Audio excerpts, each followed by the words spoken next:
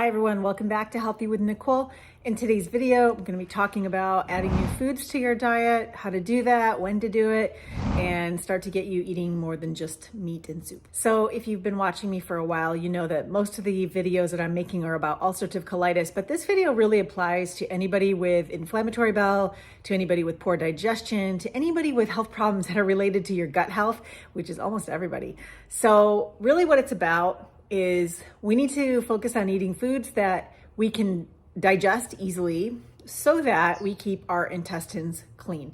A lot of the reason that we have so many different problems, from intestinal problems to hormone problems to a runny nose, is because there's something going on in the colon and the intestines.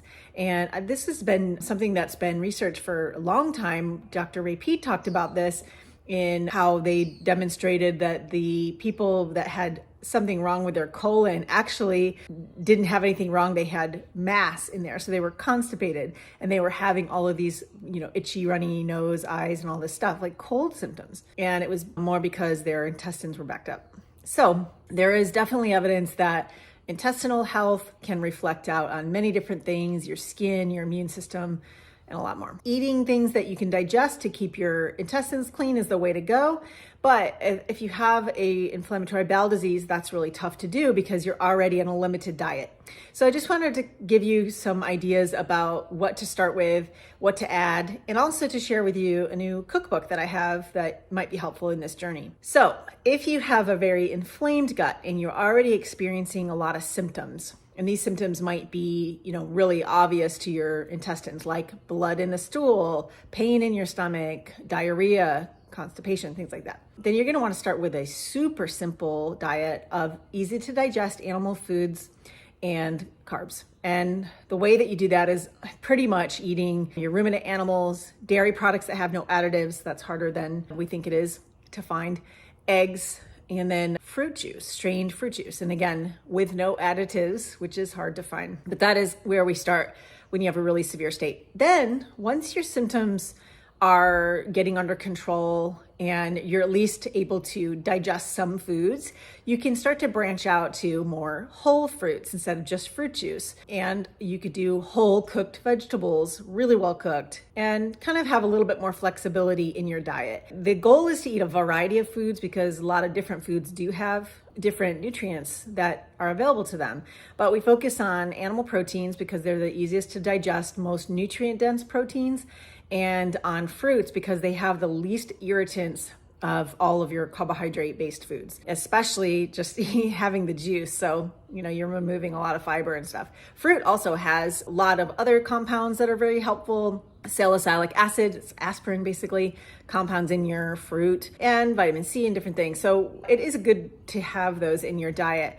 But if you are at a point where you can't even digest, a simple fruit, then you're probably gonna have to stick with juices. But we want to branch out, and so I've put together a cookbook for you. It's called the Gut Friendly Cookbook. I'll put a link to it below this video.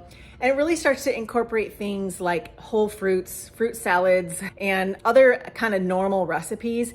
However, they omit things like nuts, seeds, most grains. I think I have one recipe in there with rice and nixtamalized corn, the only corn you really should eat. And then the rest are fruit and animal proteins, dairy, and things like that. And that's kind of where we want to end up, even in the long term from with your diet, because you don't want to include polyunsaturated fats. Those are not good for your thyroid. They interfere with the processing of your glucose and they stick in the body and oxidize, and they're hard to get rid of. So just steer clear of polyunsaturated fats, vegetable oils, those are in food additives, fish oils, and these things that you probably have heard that they're healthy. Just avoid those and that would be much better for you.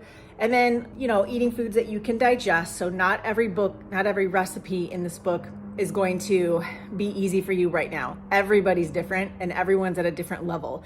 So I think these are fairly easy to digest recipes. They don't have a lot of weird additives. They don't have crazy seasonings and spices, but they have some. But things that I think most people can digest and continue to eat in the long run. But in the short term, if you eat something that's in there and you feel like it's not going well, then you need to back down to those basic foods again. Animal proteins, strained juices, basic glucose. Those are going to be the easiest foods to digest and to give you the bare minimum of nutrients. You could do fine on that. And honestly, you could live forever on soup if you wanted to. If you needed to do that, you'd probably be fine. But that gets really boring, and it's not realistic for most people. Most people really do want to know what other things they can eat. And in my work with people, when we're going through food, because that's what I do with you, we start to find where you're at now, what can you digest now, and try to find some foods that you can add on. And of course, we do a lot of other things too outside of food. But this is an important piece, is finding a sense of variety with your food, enjoyment. I mean, that is important. It's your food after all. So you do have to find what works for you now and slowly graduate to add in some more variety so that you can have some whole foods and a little, more fun in your diet. Just always staying clear of nuts and seeds, most grains, all legumes. Those things, even in a good digestive system, aren't great because they have too many things in there that can irritate the gut and impair digestion, lectins and all that stuff. So I have a lot of this information in my books. You can get them on Amazon. I have a brand new one coming out called How I Stayed Ulcerative Colitis Free, and it kind of talks about everything I did over the last 6 years and continue to do and learn through my own work and working with others. So I hope you like that information and you find it helpful. Comment below on what you're eating and what's working for you. I really like to hear what people are doing. And also, if you want to check out my Gut Friendly Cookbook, I'll put a link below for that as well. So if you like that video, give it a thumbs up, and I'll see you in the next one.